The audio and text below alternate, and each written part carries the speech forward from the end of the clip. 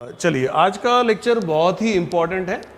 आज हम लोग बस लास्ट लेक्चर इस टॉपिक के कंसेप्ट्स पढ़ेंगे और मेरी गुजारिश होगी आप लोगों से कि आज के क्लास के बाद जितने भी आप लोग नोट्स बनाएंगे आप उन नोट्स को अच्छे से रिवाइज करें, समझें। कुछ डाउट्स भी हो तो आप मेरे से पूछ सकते हैं, क्योंकि नोट्स आपको बहुत अच्छे से समझेंगे तो ही आप कल से एग्जाम्पल्स अच्छे से पढ़ पाएंगे।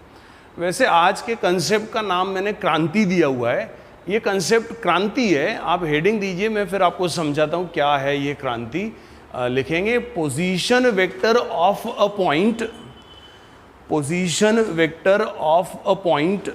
क्लास वर्क की कॉपी में लिखिए position vector of a point in space.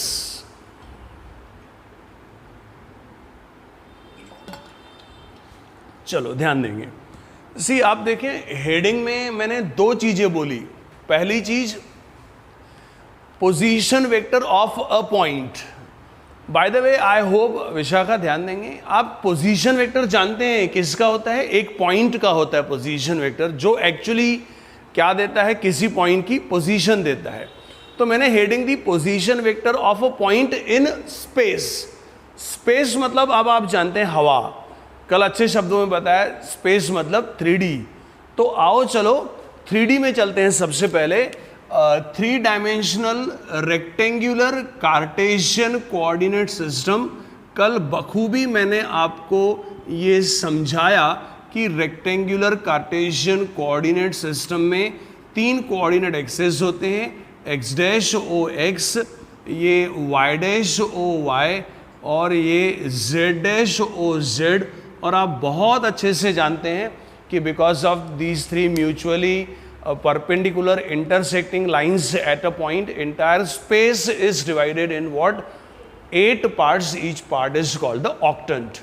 तो आज की हेडिंग थी position vector of a point in space. Please लिखा मत करें मेरे पढ़ाते समय प्रिशा। तो अपन ने heading the position vector of a point in space. तो स्पेस में तो आ गए, अब क्या करेंगे? स्पेस में एक पॉइंट लेंगे। तो आओ चलो स्पेस में एक पॉइंट लेता हूं, जैसे आपको ये दिखाई दे रहा है ना। तो ये पॉइंट है तो उसका कुछ ना कुछ नाम होगा, तो इसका नाम दे देते हैं सपोज P। मैंने कहा आज के कंसेप्ट का नाम है क्रांति। क्यों क्रांति है वो मैं क्लास के बाद में बताता हूं। तो अपन ने heading the position vector of a point in space. लेकिन पोजीशन वेक्टर के बारे में आपको दो चीजें पता है। एक तो पोजीशन वेक्टर हमेशा किसी पॉइंट का होता है, और दूसरी चीज की पोजीशन वेक्टर हमेशा with respect to another point भी होता है। तो हम लोगों ने हेडिंग में ये नहीं लिखा कि position vector of a point in space but with respect to what. तो ऑब्वियस है, आपको शायद समझा होगा कि विथ रिस्पेक्ट टू क्या निकालेंगे हम लोग? ओरिजिन निकालेंगे। सो हेडिंग एक्चुअल ऐसी होनी चाहिए, बाद में आप उसको करेक्ट कर लेना। Position vector of a point in space with respect to origin. मैं तीसरी बार बोल रहा हूं कि ये क्रांति है।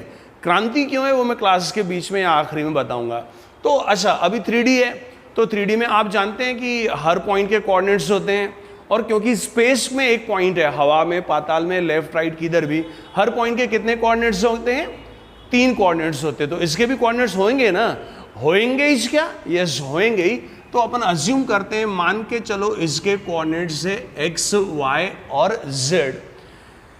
अब मैंने फिर बार बार मैं हेडिंग को ही रिपीट कर रहा हूं। Position vector of a point था, इसीलिए स्पेस में एक पॉइंट लिया, और क्योंकि पॉइंट है तो उसके कुछ ना कुछ कोऑर्डिनेट्स होंगे, इसीलिए मैं उसके कोऑर्डिनेट्स ले सकता हूं। एक्स वाई जेड लिया मैंने, और अब मैं इसका पोजीशन वेक्टर निकालना चाहता हूं विथ रिस्पेक्ट टू ओरिजिन।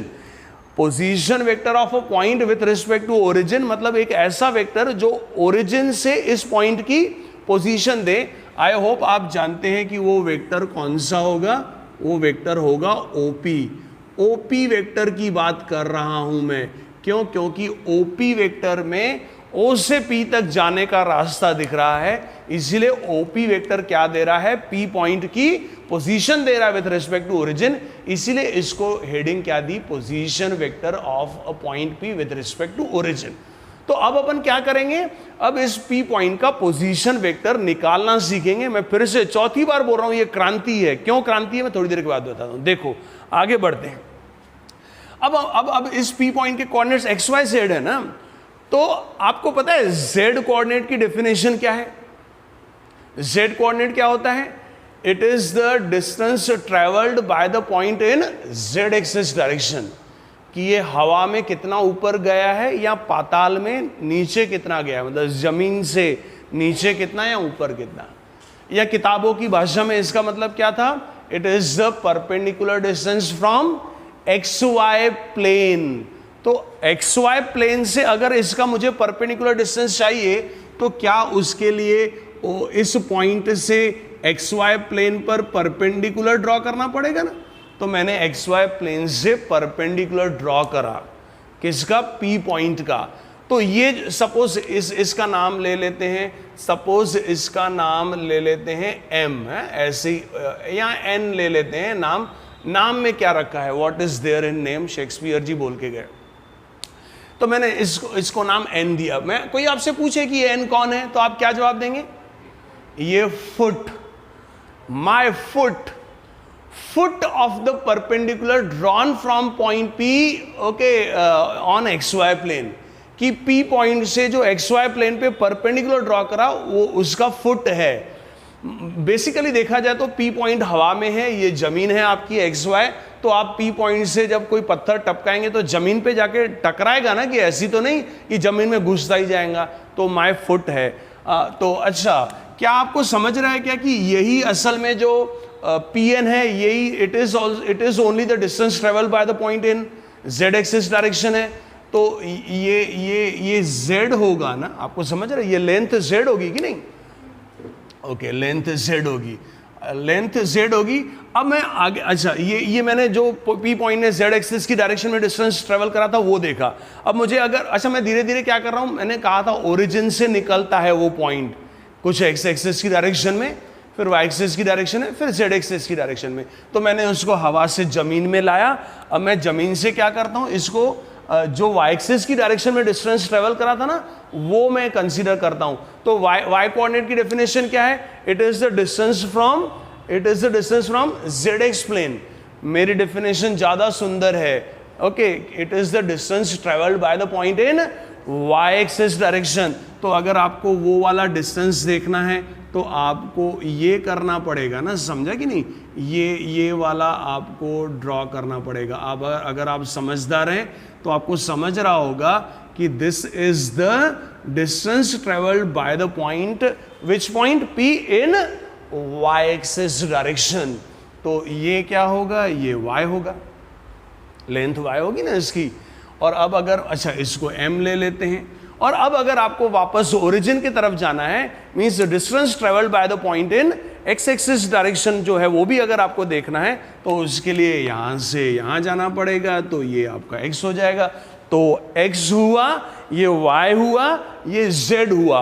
और p पॉइंट ने इस जगह पर पहुंचने के लिए ओरिजिन से x एक्सिस की डायरेक्शन में डिस्टेंस ट्रेवल करा, फिर y एक्सिस की डायरेक्शन में, फिर z एक्सिस की डायरेक्शन में।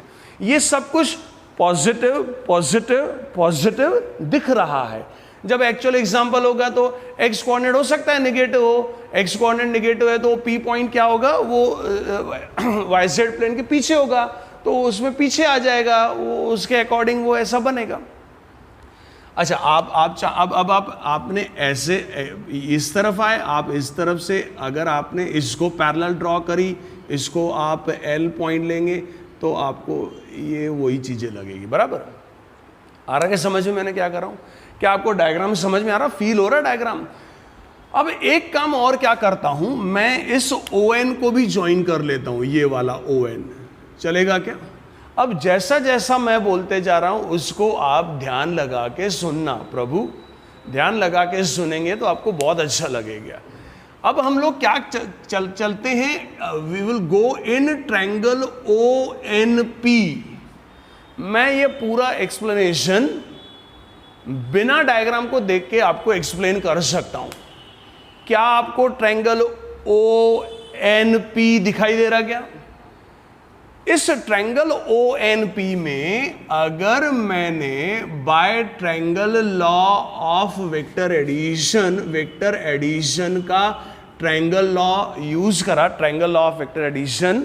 वैसे मेरे पिक्चर का हीरो कौन है, आप बता सकते हैं? ये पूरे पिक्चर का हीरो कौन है? वेक्टर ओपी, ओपी नहीं वेक्टर ओपी, क्योंकि हेडिंग ही है पोजीशन वेक्टर, तो आप इस ट्रायंगल ONP में वेक्टर ओपी दिखाई दे रहा ना।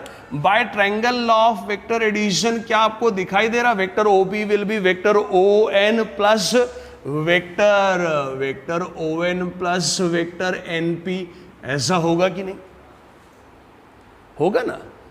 अच्छा, but in triangle in triangle OMN क्या करें, अब आप ट्रायंगल OMN को देखें। In triangle OMN again by triangle of vector addition vector ON can be expressed as vector OM plus vector MN, चलेगा। तो अगर वेक्टर OP जो है वो vector OM plus vector ON था, लेकिन sorry vector ON plus vector NP था, और अब इसमें वेक्टर ON को भी मैंने रिप्लेस करा vector OM plus vector MN से, तो क्या मैं लिख सकता हूं vector OP will be vector OM plus vector MN plus vector NP, चलेगा क्या।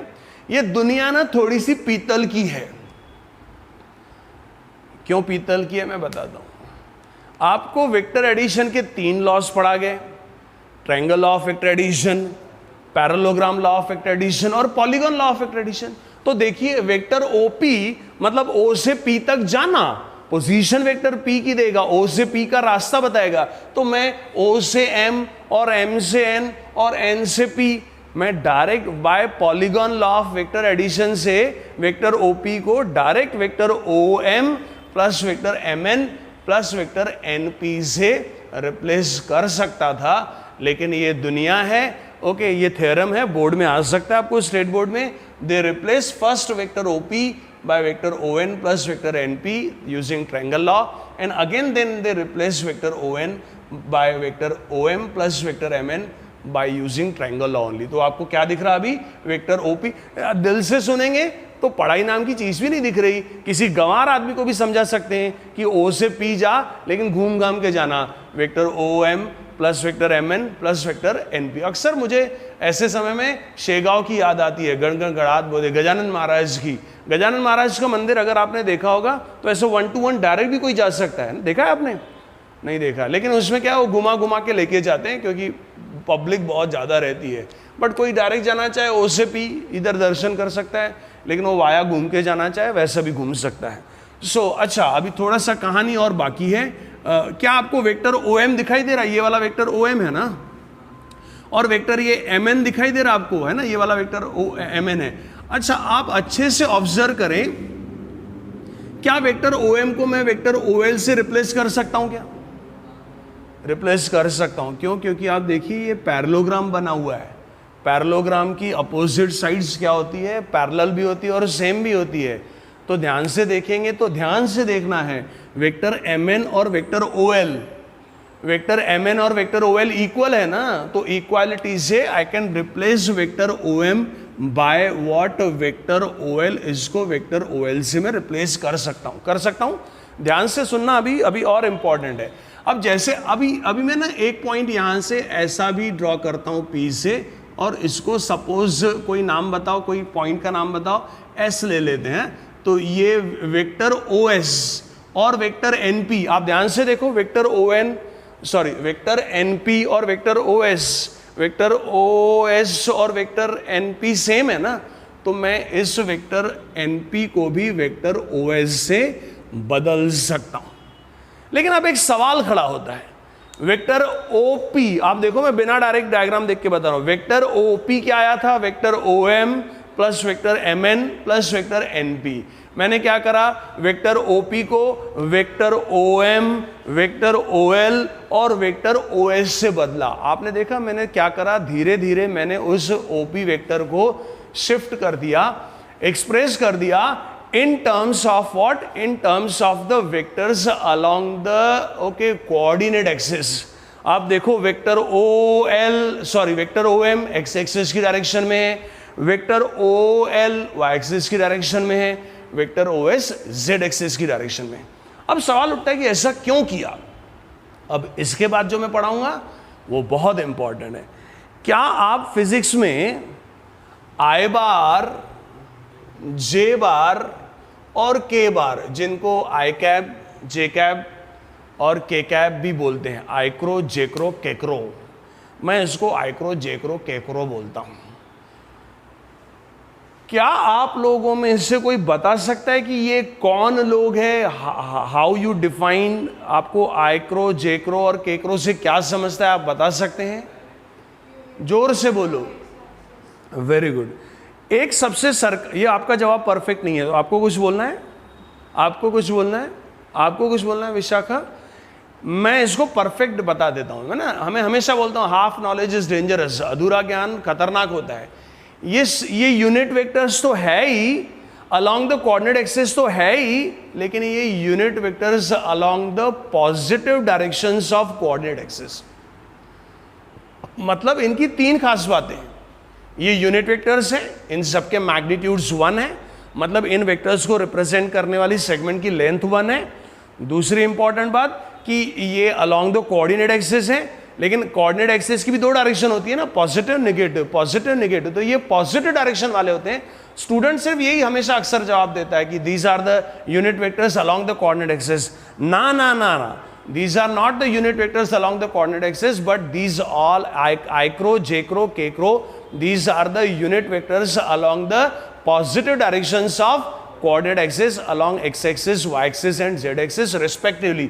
मतलब strictly जो a icro है वो इधर है, I hope आपको समझ रहा ना, unit vector in the positive direction of x axis, jcro आपका इधर है along the positive direction of y axis, और ये आपका केक्रो है। ओके, यूनिट वेक्टर एक ऐसा वेक्टर जिसका मैग्नीट्यूड 1 है और उस जेड एक्सिस की पॉजिटिव डायरेक्शन में है ना। आई होप आपको समझ रहा। अब जो मैं बोलूंगा वो प्लीज ध्यान से सुनना। मैंने बोला ये क्रांति है, ये जिस भी मैथमेटिशियन ने कंसेप्ट बनाया, अगर ये नहीं बनता तो टेक्नोलॉजी वाइज ये चैप्टर डेवलप ही नहीं होता, पुराने जमाने में ही पढ़ा रहता। मैं वो थोड़ी देर के बाद में एक्सप्रेस करूंगा कि क्यों इसको मैंने नाम दिया है क्रांति का। अच्छा, अब जो मैं बोलूंगा आपको उसको ध्यान से सुनते जाना है।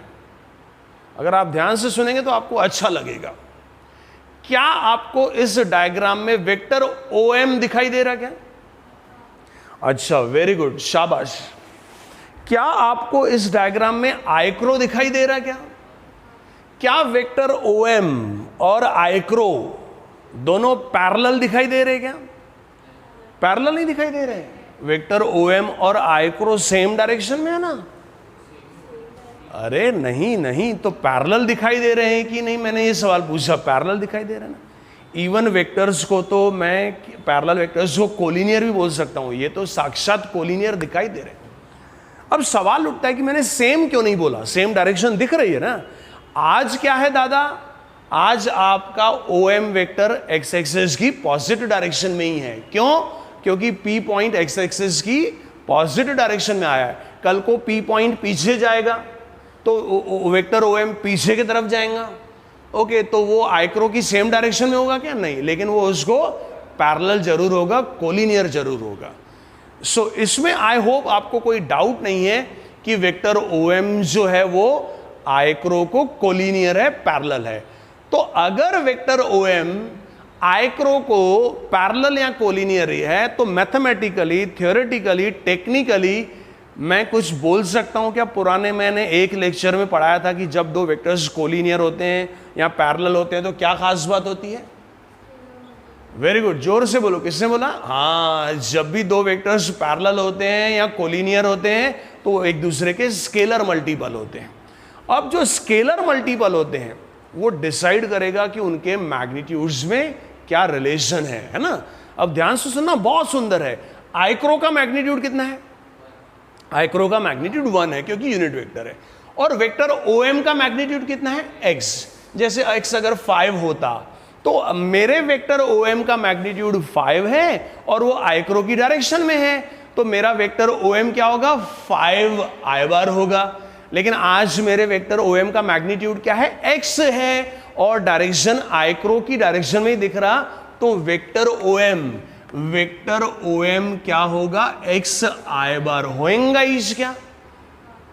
गांधी तुम्हारे चेहरे पे शक दिख रहा। अब आज एक्स आई बार लिखा, कुछ स्टूडेंट बोलते हैं कि सर हमेशा एक्स आई बार होगा, ऐसा जरूरी है क्या? हाँ, अगर ये पॉइंट पी पीछे की तरफ होता, मतलब वेक्टर ओ एम आगे के बजाय पीछे जाता, तो उस केस में एक्स निगेटिव होता ना, एक्स निगेटिव होता, और उस केस में जो वेक्टर ओ एम होता वो आइक्रो के निगेटिव डायरेक्शन में ही होता, और उस समय एक्स खुद निगेटिव ही होता। जैसे अगर 5 पीछे होता -5, तो मैग्नीट्यूड तो 5 टाइम्स ही होगा ना आइक्रो का, और डायरेक्शन आइक्रो की अपोजिट होगी, तो उस केस में भी क्या लिखूंगा? -5 आई बार लिखूंगा। तो कंपल्सरीली जो कोऑर्डिनेट होगा ना, चाहे पॉजिटिव या निगेटिव, ये vector O M x I बार ही होगा। दादा तुमको समझ रहा क्या? तुमको समझ रहा तो इनको समझना चाहिए, क्योंकि वो 1 साल पीछे है। सो आई होप आपको समझा। अच्छा, उसी तरीके से वेक्टर ओ एल, मैं डायग्राम नहीं देखूंगा, डायग्राम मेरे दिल में है। Vector O L Y axis की डायरेक्शन में है। अच्छा, मेरा जेक्रो वाई एक्सिस की डायरेक्शन में है, और जेक्रो का मैग्नीट्यूड 1 है, और मेरे वेक्टर का मैग्नीट्यूड y है, तो उसका मैग्नीट्यूड 1 है, मेरे वेक्टर का मैग्नीट्यूड y है। इसका मतलब मेरे वेक्टर का मैग्नीट्यूड जेक्रो वेक्टर के मैग्नीट्यूड का y टाइम्स है, y गुना है। तो इसी से स्केलर मल्टीपल मिलेगा कि vector OL can be written as y j bar. हाँ, आज पॉइंट y एक्सिस की पॉजिटिव डायरेक्शन में आया, कल को पीछे जाएगा -7 होगा, तो -7 j बार होगा, तो y कोऑर्डिनेट भी -7 ही होगा। तो जैसा y कोऑर्डिनेट होगा वैसा ही मल्टीपल होगा j क्रो का, कौन? Vector OL। प्रश्न समझ में आ रहा है? अच्छा, अगर आपको समझ गया तो फिर मैं इसको एक्सप्लेन नहीं करूंगा, ओके, कि जो वेक्टर OS है आपका वो z कैकरो होगा। तो अगर ऐसा होगा तो वेक्टर OP, जिसको अगर मैं, अच्छा बुक्स में ये आर बार से रिप्लेस करा हुआ है, क्या? Vector OP means position vector of point P with respect to origin. R bar से भी क्यों रिप्लेस करते हैं वो भविष्य की पढ़ाई में आपको जरूर बताऊंगा। आप भी मेरे को याद नहीं, मुझे सब याद रहता है, मैं खुद ही आपको रिवाइज करूंगा। तो कहना है right, R bar is equal to X I bar plus Y J bar plus Z K bar. चलेगा क्या? अच्छा, आपने शुरुआत कहां से करी थी बताओ, आप याद करके। आपने शुरुआत करी थी एक पॉइंट से, कौन सा पॉइंट लिया था? P, जिसके कोऑर्डिनेट्स क्या थे? एक्स वाई जेड, और फाइनल खत्म कहां पर किया? उस P पॉइंट के पोजीशन वेक्टर में। क्या आया? X I bar plus Y J bar plus Z K bar. तो इस कंसेप्ट से आपको क्या सीखना है? इस कंसेप्ट से यह सीखना है कि आज के बाद 3D में या 2D में कहीं भी अगर किसी पॉइंट के आपको कोऑर्डिनेट्स पता है एक्स वाई जेड, तो उसका position vector with respect to origin हमेशा क्या होता है? X I bar plus Y J bar plus Z K bar होता है। समझा क्या? So now and onwards if you are given the coordinates of any point, suppose मैं ऐसा भी लिख सकता हूं, सपोज ए पॉइंट के कोऑर्डिनेट्स है 2 - 3 7, तो आज के बाद वेक्टर OA मतलब उसका position vector with respect to origin क्या होगा? A bar that is 2 i bar -3 j bar plus 7 k बार। मुझे पता है आप ये काम करते हैं फिजिक्स में कि अगर पॉइंट के कोऑर्डिनेट्स है तो आप पोजीशन वेक्टर लिख देते हैं, लेकिन मैंने आज आपको उसको जस्टिफाई किया। उम्मीद है आपको फिजिक्स में भी आपको पढ़ाया गया होगा कि क्यों कोऑर्डिनेट्स पता है तो हम लोग वेक्टर लिख सकते हैं। नहीं पढ़ाया तो अच्छी बात है, पढ़ाया तो भी अच्छी बात है। ये जस्टिफिकेशन है, इस चीज के बिना आदमी इंजीनियर कैसे बन सकता, कैसे वेक्टर समझ सकता है। तो मैंने जस्टिफाई किया कि how if we are given the coordinates of a point we can express this vector in terms of i bar j bar. तो इस तरीके से तो दुनिया के हर पॉइंट के पोजीशन वेक्टर को मैं आई बार जे बार के बाद में लिख सकता हूं ना। ओके, अभी और कहानी बाकी है। अच्छा, ये वेक्टर OP दिख रहा, किसी ने मुझे कहा कि मुझे इसका मैग्नीट्यूड चाहिए। ध्यान से देखना, मैग्नीट्यूड चाहिए मतलब क्या चाहिए आपको? मैग्नीट्यूड का मतलब क्या है? मैग्नीट्यूड का मतलब होता है वेक्टर OP का मैग्नीट्यूड मतलब लेंथ OP चाहिए। शॉर्ट में करेंगे, आप सब मदद करेंगे तो बहुत जल्दी होगा। ओके, OP लेंथ चाहिए। क्या आपको ट्रायंगल ONP दिखाई दे रहा? शॉर्टकट में राइट एंगल ट्रायंगल है, कि जब भी राइट एंगल की बात आती है तो मन में दो ख्याल आने चाहिए, एक तो पाइथागोरस बाबा जी की याद आती है और दूसरा स्लोप्स का प्रोडक्ट -1 है, मैंने आपको बता चुका हूँ। तो मुझे आज क्योंकि लेंथ में इंटरेस्ट है, तो क्या OP square equal to ON square plus NP का स्क्वायर होगा कि नहीं? लेकिन अब अगर आप उसी राइट एंगल, जैसे ट्रायंगल लॉ चलाया वैसे ही मैं पाइथागोरस बाबा जी चला रहा हूं in right angle triangle OMN, right angle triangle दिखाई दे रहा ना, तो इसमें भी मैं ON के स्क्वायर को I can replace by OM square plus MN square, ऐसा रिप्लेस कर सकता हूं, प्लस NP का स्क्वायर होगा। उम्मीद है आपको समझ रहा। सो वेक्टर ओके, ये OM का स्क्वायर हुआ, ओके, OM का स्क्वायर हुआ, MN को मैं फिर से OL से बदल देता हूं, ये OL का स्क्वायर हुआ, और NP को मैं फिर OS के स्क्वायर से बदल देता हूं, चलेगा? अच्छा, OM बोले तो x का स्क्वायर, ये x होगा ना। अच्छा, नेगेटिव होगा तो उसका स्क्वायर अपने आप लेंथ में पॉजिटिव हो जाएगा, प्लस व्हाट OL बोले तो ये लेंथ y थी, ये y थी, तो y स्क्वायर प्लस क्या होगा OS, ये लेंथ z थी, ये z, तो z स्क्वायर, ये क्या है वेक्टर OP स्क्वायर है, सॉरी मतलब लेंथ OP स्क्वायर है, तो OP क्या होगा under root of x square plus y square plus z square होगा। इसका मतलब मॉड ऑफ वेक्टर OP, आपको सिर्फ दिए हुए थे P पॉइंट के कोऑर्डिनेट्स, आपने उसके कोऑर्डिनेट्स का सिर्फ यूज करके आपने उसका पोजीशन वेक्टर निकाला विथ रिस्पेक्ट टू ओरिजिन, और आज आपने उसका क्या निकाला, मैग्नीट्यूड भी निकाल दिया। Mod of vector OP means mod of r bar is equal to under root of x square plus y square plus z square. तो इस कंसेप्ट का कंक्लूजन ये है कि किसी भी पॉइंट के कोऑर्डिनेट्स पता है तो आप उसके पोजीशन वेक्टर को भी निकाल सकते हैं i bar j bar k बार की टर्म में, और आप उसके पोजीशन वेक्टर का मैग्नीट्यूड भी निकाल सकते हैं। अब मैंने बोला कि ये क्रांति क्यों है, ये क्रांति क्यों है, आप ये इसको लिखिए, ओके, या आप घर पे जो बैठे हैं वो लिखिए, डायग्राम बहुत इंपॉर्टेंट है, फिर मैं आपको एक्सप्लेन करता हूं कि ये क्रांति क्यों थी या क्यों है। चलो, अब हम इस सवाल का जवाब ढूंढेंगे कि इसको क्रांति क्यों बोला गया है। तो क्रांति के लिए क्या करते हैं, फिर से हम लोग क्या करते हैं, 3 dimensional rectangular Cartesian coordinate system. सुनने में कितना मतलब ऐसा हाईफाई लगता है कि रेक्टेंगुलर कार्टेशियन 3 डायमेंशनल सिस्टम, हवा में चलते हैं, स्पेस में चलते हैं, x डैश ओ x, ये सॉरी ये x dash O x, x axis मेरा, y dash O y, y axis मेरा, और z dash O z, z axis मेरा। अब मैं क्या करता हूं, मैंने अभी प्रीवियसली क्या करा, 3D में एक पॉइंट कंसीडर करा, अब मैं 3D में एक पॉइंट के बजाय एक वेक्टर कंसीडर करता हूं। तो आओ चलो 3D में एक वेक्टर कंसीडर करें। क्या ये वेक्टर आपको दिखाई दे रहा क्या?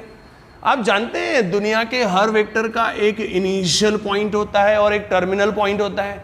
तो मान के चलो इस वेक्टर का इनिशियल पॉइंट है A, तो उसके कुछ ना कुछ कोऑर्डिनेट्स होंगे ना, और उसका टर्मिनल पॉइंट है B, उसके भी कोऑर्डिनेट्स होंगे। तो let us assume the coordinates of point A are x1 y1 z1। वैसे ये जो मैं कंसेप्ट पढ़ा रहा हूं मैं डायरेक्ट भी पढ़ा सकता था बिना इस डायग्राम को ड्रॉ करे हुए, वो भी मैं आपको एक्सप्लेन कर देता हूं। तो मैंने B के कोऑर्डिनेट्स लिए x2 y2 z2। I hope आपको इसमें अभी कोई शक नहीं है कि अगर A के कोऑर्डिनेट्स x1 y1 z1 है तो वेक्टर OA बोले तो A bar is equal to क्या होगा, x1 i bar plus y1 j bar plus z1 k bar, ऐसा होगा। अरे होगा कि नहीं? और B के कोऑर्डिनेट्स x2 y2 z2 है तो vector OB will be B bar will be equal to x2 i bar plus y2 j bar plus z2 k bar होगा। मेरा डायग्राम ड्रॉ करने का पर्पस ये था कि हम लोगों ने प्रीवियसली एक बहुत ही शानदार एक्स्ट्रा ऑर्डिनरी लेक्चर में ये पढ़ चुके हैं कि इस दुनिया के किसी भी वेक्टर को मैं उस वेक्टर के एंड पॉइंट्स के पोजीशन वेक्टर्स में लिख सकता हूं। मुझे उम्मीद है आपको ये याद होगा कि vector A B I can express as B bar minus A bar. लेकिन अभी A B bar minus A बार करा तो ए और बी के कोऑर्डिनेट्स पता है, तो अभी आपने देखा ना बी बार क्या हुआ, x2 i bar plus y2 j bar plus z2 k bar minus A bar क्या होगा, ए बार होगा what x1 i bar plus y1 j bar plus z1 k bar, ऐसा होगा। शायद ये दिखाई नहीं दे रहा फ्रेम में, तो भी दिखाई भी नहीं दे रहा तो आदमी का मन लगाएंगे, दिल लगाएंगे तो आगे जो नहीं दिखाई दे रहा उसके बारे में भी महसूस कर सकते हैं। ओके, सो इसको तोड़फोड़ करा तो आप देख रहे हैं, this is x2 minus x1 i bar plus y2 minus y1 j bar plus z2 minus z1 k bar. ऐसा होगा ना वेक्टर ए बी। अब मैं आपको इस सवाल का जवाब दूंगा कि मैंने इसको क्रांति नाम क्यों दिया। आपने पहले कंसेप्ट में अगर किसी पॉइंट के कोऑर्डिनेट्स पता है तो आपने उसके पोजीशन वेक्टर को कैसे आई बार चे बार के बार में लिख सकते हैं, ये तो सीख लिया आपने। अब दूसरे केस में मैंने ऐसे ही रैंडम हवा में झूलता हुआ एक वेक्टर लिया था, और आप ध्यान से देखें तो वो वेक्टर भी finally I bar j bar k बार में दिख रहा ना, आई बार जे बार के बार में दिख रहा है। जब एक्चुअल एग्जाम्पल करूंगा तो x2 माइनस x1 थोड़ी दिखेगा, एक्चुअल एग्जाम्पल में तो x2 माइनस x1 की वैल्यू दिखेगी, y2 माइनस y1 थोड़ी दिखेगा, y2 माइनस y1 की वैल्यू दिखेगी। तो अल्टीमेटली इस वेक्टर ए बी को भी मैं आई बार जे बार के बार में लिखा। तो इस तरीके से वेक्टर ए बी अपन ने कोई खास लिया था कि ऐसे ही लिया था? ऐसे लिया था। वेक्टर ए बी के बजाय हवा में झूलता हुआ कोई और वेक्टर लूंगा तीसरा, वो नहीं कोई और भी लो। आप दुनिया का कोई भी वेक्टर ले लो स्पेस में, एनीवेयर। सोचो अगर स्पेस में आप कोई भी वेक्टर लेते हैं तो उसका कुछ ना कुछ इनिशियल पॉइंट होगा, कुछ ना कुछ टर्मिनल पॉइंट होगा, उनके कोऑर्डिनेट्स होंगे, उनके पोजीशन वेक्टर्स को मैं ऐसा लिख सकता हूं, और हर वेक्टर को मैं उस वेक्टर के एंड पॉइंट्स के पोजीशन वेक्टर में लिख सकता हूं। तो अल्टीमेटली दिस शोज कि every vector in space can be expressed in terms of i bar j bar and के बार। आई होप आपको समझ रहा है। तो ये क्रांति इसलिए है, मैं आई बार चे बार के बार को रोटी कपड़ा और मकान बोलता हूं। ये आपको पता है इसको इंग्लिश में क्या बोलते हैं? These are called the components. Components बोलते हैं, कंपोनेंट्स ऑफ अ वेक्टर। ये वेक्टर के कंपोनेंट्स है। आप यकीन मानिए इनका एक और नाम है, these are called the basic vectors. बहुत से लोग मेरे ऐसे एग्जांपल्स पे हंसते हैं, हंसना नहीं चाहिए, आपने सीखना चाहिए। कंपोनेंट्स है, रोटी कपड़ा मकान भी अपने कंपोनेंट्स है, ये बेसिक वेक्टर्स कहलाते हैं, ये बेसिक नीड्स है अपनी। तो जैसे इंसान की बेसिक नीड्स है रोटी कपड़ा और मकान, ये बेसिक कंपोनेंट्स है, वो सबके पास होना चाहिए। हर किसी के पास रोटी कपड़ा मकान होता ही है, होना चाहिए, नहीं तो भगवान कैसी न कैसी सोने की, खाने की, रहने की व्यवस्था करते ही हैं। तो वैसे ही दुनिया का हर वेक्टर, लहान हो महान हो, इधर हो उधर हो, काला हो, कोई रेसिज्म का काम नहीं है अपने देश में। Every vector in the space, her vector को मैं किसी आई बार जे बार के बार में जरूर लिख सकता हूं। हाँ, जैसे फिर भी अब ये तो रोटी कपड़ा मकान सबको होना चाहिए, लेकिन आप देखें फिर भी कभी कभी किसी के पास रहने को घर नहीं है, बेचारा फुटपाथ पे सो रहा। हाँ, किसी के पास बेचारा कपड़े पहनने के लिए नहीं है। आपने देखा रोड पे अपन बहुत से लोग देखे, कभी कभी किसी को 2 वक्त का नसीब नहीं है, और जिसके पास कुछ भी नहीं है तो फिर उसका जीना भी क्या जीना है। तो प्रैक्टिकली भी ऐसा होता है कि समटाइम्स इन सम वेक्टर आप देखेंगे कि वो सिर्फ आई बार और जे बार में लिखा गया है। आई बार और जे बार में ही लिखा था, मतलब के बार का कोएफिशिएंट 0 होता है, मतलब के बार होता है लेकिन उसका कोएफिशिएंट 0 होता है। तो ऐसा वेक्टर थ्योरेटिकली, ज्योमेट्रिकली, प्रैक्टिकली किधर लाई करता है? वो XY प्लेन में। तो कभी कभी किसी में हो सकता है आपको आई बार का कोएफिशिएंट नहीं दिखे, मतलब उसके पास रोटी नहीं है, किसी के पास कपड़ा नहीं, किसी के पास मकान। अगर आई बार का कोएफिशिएंट नहीं दिख रहा, मतलब अगर जे बार और के बार में लिखा गया है, इसका मतलब वो पूरा का पूरा वेक्टर किस में होगा? आप देखिए, जे बार पॉजिटिव या नेगेटिव, फिर क्या होगा? के बार पॉजिटिव। ऐसा वेक्टर किस में होता है? आई होप आपको समझ रहा, ऐसा वेक्टर YZ प्लेन में होता है। और जिसमें से जिसके पास सब कुछ खत्म हो गया, नल वेक्टर, समझा ना? 0 0 0 नल वेक्टर, ओरिजिन, उसको वैसे किसी चीजों की जरूरत नहीं है ओरिजिन को। अच्छा, अभी भी कहानी बाकी है, अभी भी और एक मुझे जस्टिफिकेशन देना है कि ये क्रांति क्यों है। क्या आप 2D में डिस्टेंस फार्मूला जानते हैं ना? 10th में पढ़ा होगा। तो जैसा डिस्टेंस फार्मूला 2D में, वैसा ही डिस्टेंस फार्मूला 3D में। डिस्टेंस फॉर्मूला 2D में क्या है, under root of x2 minus x1 का whole square plus y2 minus y1 का whole square plus z2 minus z1 का होल स्क्वायर। ये लेंथ ए बी हो गई। लेकिन लेंथ ए बी, आज अपन चैप्टर कौन सा पढ़ रहे हैं, आज हम लोग वेक्टर पढ़ रहे हैं। तो वेक्टर के नजरिए से पूछा कि लेंथ ए बी क्या है, तो ये असल में क्या है, mod of vector A B है। और इसको और अगर आप गौर से देखें तो ये जो अंडर रूट में जिनका स्क्वायर दिख रहा है x2 माइनस x1 का होल स्क्वायर y2, ये तो असल में i bar j bar k बार के कोएफिशिएंट्स का ही स्क्वायर है ना। तो इसको क्रांति देने का कारण मैं आपको बताता हूं क्या है। मैं आपको चैलेंज करता हूं कि कोई टीचर इसको इस तरीके से एक्सप्लेन नहीं करता। क्रांति देने का पहला कारण है कि अभी तक आप वेक्टर के बारे में कैसा सोच रहे थे, वेक्टर का मैग्नीट्यूड और एक डायरेक्शन, और सोच रहे थे वेक्टर कैसा रिप्रेजेंट होता है, एक डायरेक्टेड लाइन सेगमेंट से होता है। तो मेरा यकीन करिए, तो जो वेक्टर अभी तक शुद्ध सिर्फ ज्योमेट्रिकली सोचा जा रहा था, महसूस किया जा रहा था एक डायरेक्टेड लाइन सेगमेंट से, इस क्रांति की वजह से, इस आज के कंसेप्ट की वजह से, आज के बाद वेक्टर को आप थियोरेटिकली दुनिया के हर वेक्टर को आई बार जे बार के बार में लिख सकते हैं। जैसे एक ऐसे ही एक वेक्टर लेता हूं, सपोज इसका नाम लिखते हैं एन बार, है ना। अब एन बार वेक्टर है, इनिशियल पॉइंट होगा, टर्मिनल पॉइंट होगा, उसके कोऑर्डिनेट्स होगा। मैंने आज यही कंक्लूड किया, any vector in this world can be express in terms of i bar j bar k bar. तो सपोज ये 2 i bar plus 11 J bar minus 4 के बार, ऐसा हर वेक्टर लिखा जा सकता है इस तरीके से। और हर वेक्टर में कितनी चीजें होती है, 2, एक उसका मैग्नीट्यूड, डायरेक्शन। तो वेक्टर मैंने अब ऐसा शो करने के बजाय आज के बाद वेक्टर ऐसा लिखेंगे। अब इसमें 2 सवाल उठते हैं कि सर मैग्नीट्यूड क्या होगा। तो मैग्नीट्यूड तो अभी पता है, mod of N bar under root of X square plus Y square plus Z square. तो इससे आप क्या कर सकते हैं, इसका मैग्नीट्यूड निकाल सकते हैं। मैग्नीट्यूड तो डायरेक्ट ऐसा निकलेगा, जो भी होगा 125, कितना होगा 140, जो भी होगा यूनिट, जो भी होगा।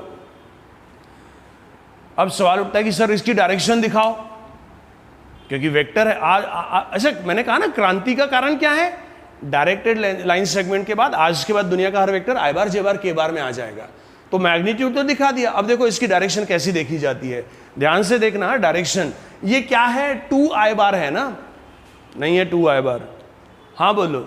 तो 2 ओरिजिन से शुरू करना, 2 आई बार मतलब एक्स एक्सिस की पॉजिटिव, 2 आई बार मतलब आई बार का पॉजिटिव स्केलर मल्टीपल, मतलब डायरेक्शन आई बार की ही और मैग्नीट्यूड 2। तो ये 2 आई बार ऐसा होगा ना, है ना। उसके बाद रुक जाना टी पॉइंट पे, फिर क्या दिया हुआ है 11 जे बार। 11 जे बार मतलब जे बार की पॉजिटिव स्केलर मल्टीपल है, जे बार की डायरेक्शन में ही मैग्नीट्यूड 11 होगा। तो ये हुआ क्या, सपोज 11 जे बार, ये 2 आई बार प्लस 11 जे बार। फिर यहाँ पे रुक जाना, फिर उसके बाद क्या बोला उसने, -4 के बार, मतलब के बार का नेगेटिव स्केलर मल्टीपल है। के बार ऊपर जाता है पॉजिटिव जेड एक्सिस की डायरेक्शन में, ये उसके अपोजिट डायरेक्शन में, मैग्नीट्यूड कितना होगा -4 मतलब 4 टाइम्स। तो वो वेक्टर किधर आएगा, वो इधर आएगा। तो ये है आपका 2 आई बार प्लस 11 जे बार -4 के बार। आप बिलीव करिए, आप उस साक्षात इस थ्योरेटिकल आई बार जे बार के बार के एक्सप्रेशन से आप साक्षात उस वेक्टर एन बार को ड्रॉ करके आप एक डायरेक्टेड सेगमेंट से महसूस कर सकते हैं थ्योरी से। आज ये 2 आई बार 11 जे बार -4 के बार, कल को -2 i bar -4 J bar plus 11 के बार जाएगा। आप समझ रहे हैं आज के पढ़ाने का पर्पस क्या है। अभी पहले आप सोचिए, आज से 400-500 साल पहले टेम्परेचर या ब्लड प्रेशर मेजर करने के लिए कोई तरीका नहीं था। आदमी ब्लड प्रेशर, वो पुराने जो वैद्य लोग थे ऐसे ही कुछ पल्स वगैरह देख के और टेम्परेचर भी ऐसा देखते। आज आपने क्या करे, उसकी टेक्नोलॉजी डेवलप करी है। आज से 400 साल पहले का ब्लड प्रेशर ऐसा बताता था क्या कि 80-120 है, but now you have the official figure for that कि 80 to 120 जो भी होता है वो नॉर्मल ब्लड प्रेशर होता है। You measure by an instrument. तो प्रेशर तो ब्लड का है ना, खून तो वही है ना कि आज से 500 साल पहले खून अलग था, आज अलग था। तो ये वेक्टर वही है, एक डायरेक्टेड लाइन सेगमेंट है। लेकिन instead of being so emotional by representing it directed line segment, now and onwards we can express or we will express every vector in terms of basic components I bar j bar k bar as x I bar y j bar plus z k bar। आपको उसका magnitude भी उसी में से निकालना आ जाएगा। और किसी ने जिद भी करी कि मुझे ब्लड प्रेशर है तो ब्लड दिखाओ, मतलब वो साक्षात आप उस वेक्टर को ज्योमेट्रिकली ड्रॉ भी कर सकते हैं। बस उम्मीद है आपको समझा होगा। आज का लेक्चर यहीं ख़त्म करेंगे, फिर नेक्स्ट लेक्चर में बस कुछ ही बात नहीं करूँगा, कॉपी तैयारी करके आना, नोट्स कंप्लीट करके आना, ओके। फिर एग्जाम्पल्स करेंगे। मैं हमेशा बोलता हूँ कितने भी बाबा ज्ञानी महाज्ञानी वैज्ञानी जो भी है वो लोग भी इधर पैदा हो गए, न्यूटन फ्यूटन की आत्मा भी यहाँ पे आ गई और आपको पढ़ाएंगी। आप न पढ़ना चाहे दुनिया का कोई माइका लाल आपको पढ़ा नहीं सकता। सो प्लीज़ घर में पढ़िए, जो घर में पढ़ेगा वही आगे बढ़ेगा। बढ़ेगा कि नहीं? बस आज का क्लास ख़त्म करते हैं। पढ़िए।